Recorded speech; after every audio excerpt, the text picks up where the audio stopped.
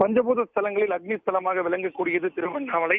இந்த திருவண்ணாமலையில் தற்பொழுது கார்த்திகை மாதம் பிறந்த நாள் முதலேயே தினந்தோறும் பக்தர்களின் கூட்டம் என்பது அதிகரித்தே காணப்படுகிறது. குறிப்பாக திருவண்ணாமலைக்கு தற்பொழுது பல்வேறு மாநிலங்களிலிருந்து, குறிப்பாக ஆந்திரா, கர்நாடகா, தெலுங்கானா உள்ளிட்ட பல்வேறு மாநிலங்களிலிருந்து தினந்தோறும் ஆயிரக்கணக்கான பக்தர்கள் கிரிவலம் வருவதுடன் அண்ணாமலையாரை தரிசித்தும் வருகின்றனர். குறிப்பாக இன்றைய தினம் ஞாயிற்றுக்கிழமை விடுமுறை தினம் என்பதால் இன்று அதிகாலை முதலே திருவண்ணாமலை அண்ணாமலையார் திருக்கோவில் முழுக்க பக்தர்களின் கூட்டம் என்பது அதிகரித்தே காணப்படுகிறது. இதற்காக ராஜகோபுரம் உள்ளிட்ட அனைத்து கோபுரம் வாயில் வழியாக பக்தர்கள் அனுமதிக்கப்படும் சூழலில் நீண்ட வரிசையில் பக்தர்கள் சுமார் 3 முதல் 4 மணி நேரத்திற்கு மேலாக பக்தர்கள் நீண்ட வரிசையில் காத்திருந்து சாமி தரிசனம் தற்பொழுது செய்து வருகிறார்கள்.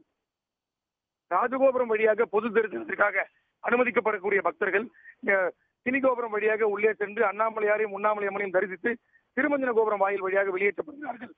அதே போன்று 50 ரூபாய் கட்டண தரிசனத்திற்காக வடக்கு கோபுரம் என்று அழைக்கக்கூடிய அம்மணியம்மன் கோபுரம் வாயில் வழியாக பக்தர்கள் சுமார் 2 மணி முதல் 3 மணி நேரம் அந்த பாதையில் செல்பவர்கள் மட்டும் வரிசையில் காத்திருந்து சாமி தரிசனம் செய்யும் சூழல் திருவண்ணாமலையில் நிலை வருகிறது. அது மட்டுமின்றி திருவண்ணாமலை கிரிவல பாதையில் அஷ்டலிங்கங்களையும் பக்தர்கள் நீண்ட வரிசையில் காத்திருக்கும் சூழலே இங்கு காணப்படுகிறது. ஐயப்பன், விவரங்களை பகிர்ந்தமைக்கு நன்றி.